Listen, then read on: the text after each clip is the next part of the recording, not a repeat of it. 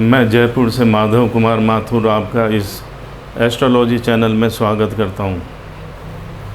पिछले हमने 2 वीडियो बनाई थी, एक तो वर्ण विचार की और दूसरा वश्य विचार की। उसी कड़ी को आगे बढ़ाते हुए हम बात कर रहे हैं आज तारा विचार की। तारा विचार का मतलब ही क्या होता है? नक्षत्रों से मतलब होता है, तारा का मतलब होता है नक्षत्र का विचार, नक्षत्रों का विचार। जनरली क्या है, हमारे जो प्राचीन ऋषि हैं उनने इस पूरे ब्रह्मांड को 360 डिग्री में बांटा है। यहाँ पर एस्ट्रोलॉजी में डिग्री से नापा जोखी होती है, क्योंकि इनका नापने का जो सिस्टम है वो डिग्रियों में चलता है। तो इसी तरीके से पूरे ब्रह्मांड को 12 राशियों में बांटा है। हर एक राशि 30 डिग्री की होती है। ये मैंने शायद पहले भी आपको अपने पिछले वीडियो में बताया है। तो हर एक राशि 30 डिग्री की होती है। राशि भी 12 होती है, 9 ग्रह होते हैं और 27 नक्षत्र होते हैं। कुल मिलाकर के जो पूरे अंतरिक्ष का ज्ञान है वो इन्हीं में समाया हुआ है, 12 राशियाँ, 9 ग्रह और 27 नक्षत्रों में। अब हम बात करें राशि की, तो राशि मैंने आपको बताई थी कि पहली राशि, देखो आप ध्यान से इस चीज़ को समझना, पहली जो राशि है वो मेष है, दूसरी राशि वृष है, तीसरी मिथुन है, चौथी आपकी कर्क है, पांचवी आपकी सिंह है, छठी आपकी कन्या है, सातवीं आपकी तुला है, आठवीं आपकी वृश्चिक है, नवीं जो राशि है आपकी धनु राशि है, 10वीं राशि आपकी मकर राशि है, 11वीं राशि आपकी कुंभ राशि है और 12वीं राशि आपकी मीन राशि है। तो इस तरीके से हमने 12 राशियां जो हैं 30 डिग्रियों में बांटी है। तो 12 इंटू अगर मैं 30 डिग्री करता हूं तो 360 डिग्री आता है। तो कहने का मतलब ये हुआ पूरे ब्रह्मांड को 360 डिग्रियों में बांटा है। ग्रह 9 होते हैं और जो नक्षत्र हैं वो आपके 27 नक्षत्र हैं। तो इस तरीके से पूरे ब्रह्मांड को 12 राशि, 9 ग्रह और 27 नक्षत्रों में बांट दिया गया। अब देखना यह है कि तारा विचार होता क्या है। तारा विचार में वर के नक्षत्र से लेकर कन्या के नक्षत्र तक हम काउंट करते हैं। वर के नक्षत्र से लेकर कन्या के नक्षत्र तक हम काउंट करते हैं, और कन्या के नक्षत्र से लेकर वर के नक्षत्र तक काउंट करते हैं। उसमें राशि संख्या कितनी आती है, फिर उसमें 9 से डिवाइड उसको करते हैं। हम क्या करते हैं, 9 से डिवाइड करते हैं। तो मैंने यहाँ स्क्रीन पर ये 27 नक्षत्र लिखे हैं। स्क्रीन पर मैंने यहाँ क्या लिखे हैं, 27 नक्षत्र ये लिख दिए हैं। पहला नक्षत्र है आपका अश्वनी, दूसरा नक्षत्र है आपका भरणी, तीसरा नक्षत्र है आपका कृत्तिका, चौथा नक्षत्र है आपका रोहिणी, पांचवा नक्षत्र है मृगशिरा, छठा नक्षत्र है आर्द्रा, सातवां नक्षत्र है आपका पुनर्वसु, आठवां नक्षत्र है आपका पुष्य, नौवां नक्षत्र जो है आपका अश्लेषा। उसके बाद मघा, पूर्वा फाल्गुनी, उत्तरा फाल्गुनी, हस्त, चित्रा, स्वाति, विशाखा, अनुराधा और ज्येष्ठा। फिर आता है आपका मूल नक्षत्र। मूल के बाद आपका आता है पूर्वाषाढ़, उत्तराषाढ़, श्रवण आता है। श्रवण के बाद आपका आता है धनिष्ठा।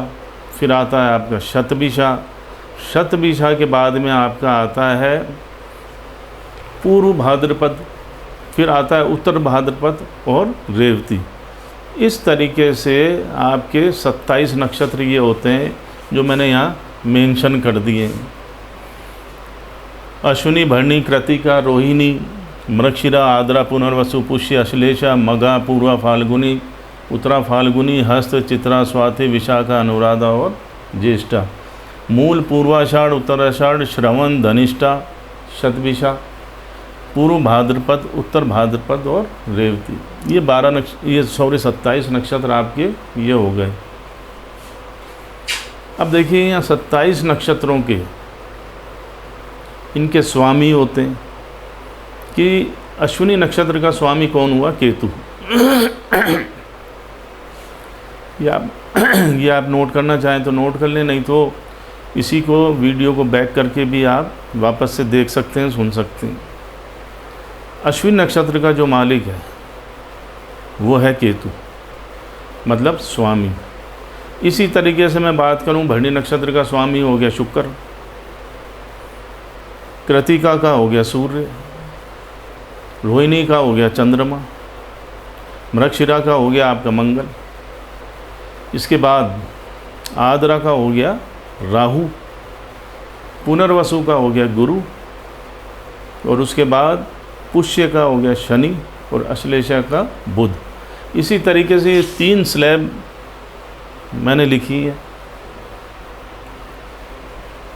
तो ये जो है ये तो केतु, अश्विनी का मालिक मैंने आपको बताया केतु, भरणी का मालिक मैंने आपको बताया शुक्र। तो कहने का मतलब क्या, अश्विनी, मघा और मूल, इन तीनों का मालिक ही केतु हुआ। यानी 9 ग्रहों को, हर एक ग्रह को 3-3 नक्षत्र मिले, हर एक ग्रह को 3-3 नक्षत्र मिले। इसका मतलब ग्रह 9 हैं और 9 को 3 से मल्टीप्लाई करेंगे तो आपके 27 नक्षत्र हो गए। तो यहाँ अश्विनी, मघा और मूल, इसका मालिक कौन हुआ? केतु। भरणी, पूर्वा, फाल्गुनी, पूर्वाषाढ़ का मालिक आपका हुआ शुक्र। कृतिका, उत्तरा फाल्गुनी, उत्तरा आषाढ़ का मालिक कौन हुआ? आपका सूर्य। रोहिणी, हस्त, श्रवण, इसका मालिक कौन हुआ? चंद्रमा। मृगशिरा, चित्रा और धनिष्ठा, इसका मालिक कौन हुआ? मंगल। आद्रा, स्वाति, शतभिषा, इसका मालिक कौन हुआ? आपका राहु। पुनर्वसु, विशाखा, पूर्व, भाद्रपद, इसका मालिक कौन हुआ? आपका बृहस्पति। पुष्य, अनुराधा और उत्तरा भाद्रपद, इसका मालिक कौन हुआ? शनि। अश्लेषा, ज्येष्ठ, रेवती, इसका मालिक कौन हुआ? आपका बुध। इसलिए हर एक ग्रह के पास 3 नक्षत्र आए। हमारे ग्रह 9 हैं तो 9 × 3, इसका मतलब 27 नक्षत्र हुए। अब यहाँ जो हम तारा विचार की बात कर रहे हैं वो ये है कि जब चंद्रमा कुंडली में जिस भाव में होता है, जहाँ बैठता है और जो अंक पे बैठता है वो ही उसकी राशि हो जाती है। मैं एक बार फिर से रिपीट कर रहा हूँ कि चंद्रमा कुंडली में जिस भाव में और जिस अंक पर बैठता है वो ही उसकी राशि हो जाती है। जैसे ये 2 कुंडलियाँ मैंने बना के रखी हैं कि जैसे चंद्रमा, ये धनु लगन है। हमारे जो एस्ट्रोलॉजी के स्टूडेंट हैं वो तो इन सब चीज़ों को समझ जाएंगे, और जो नए देखने वाले हैं जिनको एस्ट्रोलॉजी का ज्ञान नहीं है वो भी अगर देख करके कुछ ज्ञान को लेना चाहे तो उसमें भी कोई बुराई नहीं है। क्योंकि क्या होता है, एस्ट्रोलॉजी का छात्र तो पूरी देखता है वीडियो, और जो नए हमारे हैं जो जिनको ज्ञान ही नहीं है वो तो क्या करेंगे, वीडियो को खोलेंगे और उसको सीधा 2 मिनट का सुनेंगे और उसको बंद कर देंगे। तो इसलिए हमारे ज्योतिषी के जो छात्र हैं, स्टूडेंट हैं, वो तो इसको आसानी से समझ जाएंगे और उनके लिए ये वीडियो ज्ञानवर्धक भी बहुत रहेगी। तो अब मैं आपको बताता हूँ, जैसे ये कुंडली है तो ये धनु लगन की कुंडली है और चंद्रमा कहाँ बैठा है? 9, 10, 11 इस भाव में बैठा है। तो मैंने आपको बताया चंद्रमा जिस भाव में बैठता है और जिस अंक पर बैठता है, तो यहाँ 11वां अंक है। इसका मतलब ये क्या हो गई? कुंभ राशि हो गई।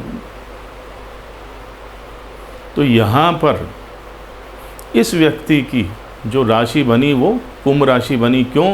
क्योंकि चंद्रमा जहाँ बैठा है वही उसकी राशि होती है। तो चंद्रमा यहाँ किस अंक पे बैठा है? 11वां अंक पे, और 11वां अंक जो आके लगता है वो कुंभ का लगता है। तो इस व्यक्ति की कुंभ राशि हो गई। इसी तरीके से ये दूसरी कुंडली मकर लगन की, ये पहला घर लगन का होता है, इसलिए हम क्या बोलेंगे, और 10वां अंक है। इसका मतलब 10वें अंक पे कौन सी राशि आती है? मकर राशि। तो हम क्या बोलेंगे? ये मकर लगन की कुंडली है, और इसको हम क्या बोलेंगे? ये धनु लगन की कुंडली है। क्योंकि 9वीं जो राशि है वो धनु पर आती है। 9वां जो नंबर है, मेरा कहने का मतलब है कि जो 9वां नंबर जो है वो किस पे आता है? धनु राशि में।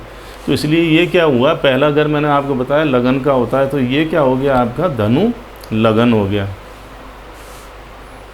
यहाँ जो चंद्रमा बैठा है 4 नंबर पे बैठा है।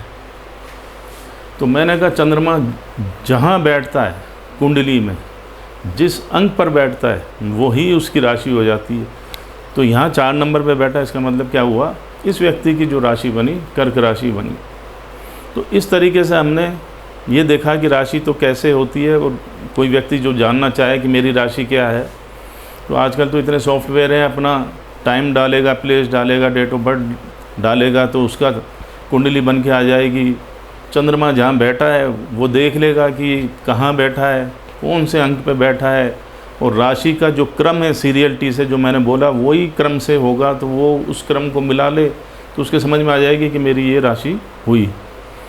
अब जो तारा विचार में है ये है ही नक्षत्र का, तो यहाँ ये देखना पड़ेगा कि चंद्रमा किस नक्षत्र में बैठा है। एक्चुअल में पहले के ज़माने में जो कुंडलियाँ देखी जाती थी, जो प्रेडिक्शन होते थे, वो नक्षत्रों से होते थे।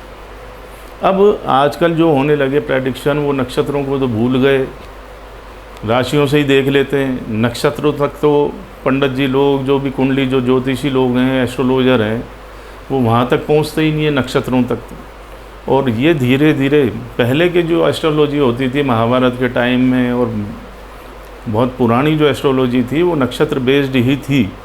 अब क्या हुआ, धीरे धीरे नक्षत्र का जो बेस था वो तो लुप्त हो गया, नक्षत्र तक तो एस्ट्रोलॉजर पहुंचता ही नहीं है, ऊपर ऊपर से कुंडली देख करके बता देता है।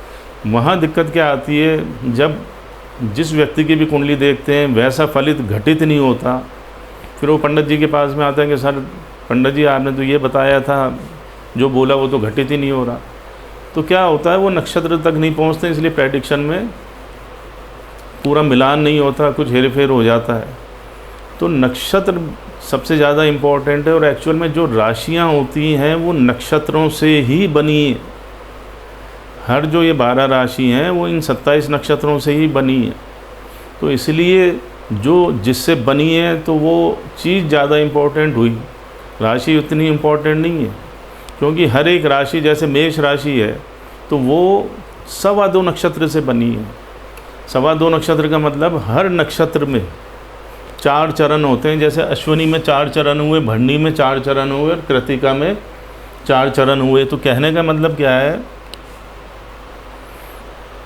सब नक्षत्र में 4-4 चरण हुए। तो ये 9 की स्लैब है, ये फिर 9 की स्लैब है, फिर ये 9 की स्लैब है। तो यहाँ अगर मैं 9 को 4 से मल्टीप्लाई कर दूँ, 9 को मैं अगर 4 से मल्टीप्लाई कर दूँ, क्यों? क्योंकि मैंने कहा हर एक नक्षत्र के 4 चरण होते हैं। तो ये 9 की स्लैब है, इसका मतलब 9 4 को मैंने मल्टीप्लाई किया तो 36 आया, ये भी 36 आया, और ये भी आपका 36 आ गया। तीनों को मैं जोड़ूं तो 108 हो गए, 108 चरण। क्योंकि मैंने कहा हर एक नक्षत्र में 4 चरण होते हैं, तो 27 नक्षत्र में कितने चरण हो गए? तो मैं दूसरे वे में अगर बात करूं तो 27 × 4 यानी 108, 108 हो गए। तो इसलिए क्या है, और हर एक राशि 2.25 नक्षत्र से बनी है। 2.25 नक्षत्र का मतलब कैसे कि 4 चरण तो इसके ले लिए, 4 चरण इसके ले लिए, 8 हो गए, और कृतिका का पहला चरण ले लिया। क्योंकि 4 चरण, एक नक्षत्र के 4 चरण होते हैं, तो सवाया जो हमने लिया उसका 1 चरण लिया। तो मतलब क्या हुआ कि 9 चरण से एक राशि बनी। तो अश्विनी, भरणी और कृतिका का अगर हमने पहला चरण लिया तो हमारी मेष राशि बनी। अब आप यहाँ खास बात देखो, 9 चरण से एक राशि बनी, तो हम इसको क्या बोल सकते हैं? 2.25 नक्षत्र। 2.25 नक्षत्र से एक राशि बनी। इसी तरीके से वृष बनी, इसी तरीके से मिथुन बनी। तो मतलब क्या हुआ कि हमारी जो राशियाँ बनी वो नक्षत्रों से बनी। तो इसलिए नक्षत्र बहुत ज़्यादा इम्पोर्टेंट। तो यहाँ हम जो बात कर रहे हैं तारा विचार की, तो चंद्रमा जिस नक्षत्र में होता है, जब हम पैदा हुए, आपने सॉफ्टवेयर में ये तीनों चीज़ डाली तो आपका सारी डिटेल आ जाएगी। तो वहाँ आप ये देख लो चंद्रमा किस नक्षत्र में है, तो वो आपका क्या कहलाएगा? जन्म नक्षत्र। तो यहाँ जो तारा बताई गई हैं, वैसे तो 27 नक्षत्र पूरी तारा है, तो यहाँ ये 9 तारा होती हैं। पहली तारा होती है जन्म नक्षत्र की, जब हम पैदा हुए, यानी चंद्रमा जिस नक्षत्र में था, तो तो वो आपका क्या कहलाएगा, जन्म नक्षत्र। वो नक्षत्र आपका क्या कहलाएगा, जन्म नक्षत्र। दूसरी संपत, तीसरी विपत, विपत का मतलब विपत्ति से, चौथा क्षेम, पांचवा प्रत्ययरी, छठा साधक, सातवां वध, आठवां मित्र और नवां अतिमित्र। तो ये आपकी 9 तारा हो गई। पहली आपकी है जन्म की, दूसरी संपत है, तीसरी आपकी विपत है, चौथी क्षेम है, पांचवीं प्रत्ययरी, छठी आपकी साधक है, सातवीं वध है, आठवीं मित्र है और नवीं अतिमित्र। तो यहाँ पर ये देखा जाता है कि वर की कुंडली से कन्या की कुंडली तक कितने नक्षत्र होते हैं, उसमें 9 से डिवाइड करते हैं। जो शेष फल आता है, अगर 2, 4, 6, 8 आ जाए, यानी 2 का मतलब संपत, तो जन्म संपत ये दोनों शुभ हैं। विपत नाम से ही विपत्ति वाली है, क्षेम ये अच्छी है, शुभ है, प्रत्ययरी ये खराब है, साधक ये शुभ है, वध ये अशुभ है, मित्र और अतिमित्र ये नाम से ही जाहिर है, तो ये भी शुभ है। तो कहने का मतलब क्या हुआ, तीसरी देखो 1, 2, 3, तीसरी, फिर ये 4, पाँचवीं, छठी, सातवीं, 3, 5, 7 ये हमारे अशुभ नक्षत्र हैं। अशुभ नक्षत्र का मतलब अशुभ तारा। तो ये हमारे क्या है, अशुभ तारा हैं, 3, 5, 7। अब क्या हुआ, 1, 2, 4, 6 और ये 8 और ये 9, और ये आपकी शुभ है। तो अशुभ कौन सी हुई, 3, 5, 7। तो वर की कुंडली से कन्या की कुंडली तक, मतलब वर की कुंडली में जो नक्षत्र है, चंद्रमा जिस नक्षत्र पे बैठा है, वहाँ से कन्या की कुंडली में चंद्रमा जहाँ बैठा है उसका क्या नक्षत्र है, वहाँ तक गिनने पर जो संख्या आती है उसमें अगर हम 9 से डिवाइड करते हैं, तो अगर शेष फल 3 या 5 या 7 आता है तो वो हमारे लिए अशुभ ताराएं कहलाएगी, कि मतलब हमारा शुभ नहीं है। तो यहाँ आपको देखो तारा विचार मैंने लिखा है, वर्ण विचार में 1 नंबर मिलते हैं, वश्य विचार में आपको 2 नंबर मिलते हैं, और तारा विचार में क्या मिलेंगे, 3 अंक मिलेंगे। तो यहाँ तारा विचार में 3 अंक मिलते हैं। तो अगर वर का नक्षत्र और कन्या का नक्षत्र 9 से डिवाइड करने पर मान लो 2, 4, 6, 8, यानी 1, 2, 4, 6, 8 अगर आता है, दोनों की डिवाइड करने पर जो शेष बचता है वो 2, 4, 6, 8 में अगर आ जाता है, तो वो क्या कहलाता है, शुभ कहलाता है। मतलब दोनों का ही शुभ शेष फल आया, तो यहाँ पर उसको 3 अंक मिल जाएंगे। अगर मान लो एक शुभ आता है, शुभ का मतलब वही 1, 2, 4, 6, 8 आता है, और दूसरे का 3, 5, 7 आता है, तो एक शुभ हुआ एक अशुभ हुआ, तो क्या होगा, यहाँ 1.5 गुण मिल जाएंगे। अगर दोनों के ही अशुभ आते हो तो वहाँ क्या मिलेगा, 0 अंक मिलेगा। तो इस तरीके से तारा विचार में हम ये देखते हैं कि दोनों के शुभ हैं तो 3 अंक, एक शुभ है और एक अशुभ है तो 1.5 अंक, और दोनों के अशुभ हो तो 0 अंक। तारा विचार से बहुत अच्छे अच्छे प्रेडिक्शन होते हैं कि अगर एक शुभ है और दूसरा अशुभ है तो वो अपने लिए शुभ ही नहीं है, अशुभ है तो ऐसा अशुभ क्यों अपन काम करें कि अशुभ की चीज़ लाएं हम, दोनों ही शुभ हों तो वो ज़्यादा बेटर है। तो अब हम देखते हैं कि एक उदाहरण लेकर के देखते हैं कि कैसे आप इसको देखेंगे। मान लो किसी का पुनर्वसु नक्षत्र है, वर का, मान लो वर की कुंडली में चंद्रमा जिस नक्षत्र पे बैठा है वो पुनर्वसु नक्षत्र पे बैठा है, ठीक है। पुनर्वसु का मालिक कौन हुआ, गुरु, स्वामी। अब पुनर्वसु और कन्या की कुंडली में जो चंद्रमा जिस नक्षत्र पे बैठा है वो पुष्य नक्षत्र है, वो पुष्य नक्षत्र है। अब देखो पुनर्वसु पहला, पुष्य दूसरा, तो 2 नंबर आया, यहाँ डिवाइड करने की ज़रूरत ही नहीं पड़ी 9 से। तो हम क्या देखेंगे, 2 नंबर पे कौन है, संपत। 2 नंबर पे कौन है, संपत। तो इसका मतलब लड़की हमारे लिए शुभ है क्योंकि वो संपत तारे में आ रही है। अब दूसरी ओर बात करते हैं, कन्या से वर तक का गिनते हैं हम, कितना होता है। देखो कन्या का मैंने बताया पुष्य नक्षत्र है, तो पुष्य नक्षत्र से हम पुनर्वसु नक्षत्र तक जाते हैं। कितने होते हैं? 1 2 3 4 5 6 7 8 9 10 11 12 13 14 15 16 17 18 19 20 21 22 23 24 25 26 और ये 27। पुष्य नक्षत्र से पुनर्वसु यानी कन्या का जो नक्षत्र था वहाँ से वर के नक्षत्र तक हमने पुनर्वसु तक गिना तो 27 की संख्या आई। 9 से हमने डिवाइड किया 27 को, तो 9 3 जा 27 हो गया। तो इसका मतलब क्या हुआ? यहाँ क्या आया? 27 आई, है ना। तो 9 3 जा 27। तो आपका क्या बचा? शेषफल 0 बचा। आपका क्या बचा? शेषफल 0। तो 0 को या हम काउंट करते हैं शुभ से, अतिमित्र से। तो 0 को हम क्या मानेंगे? 9। 0 को हम 9 ही मानेंगे। 9 का मतलब 1 2 3 4 5 6 7 8 9। तो क्या हुआ? अतिमित्र हुआ। तो यहाँ क्या हुआ? अतिमित्र हुआ।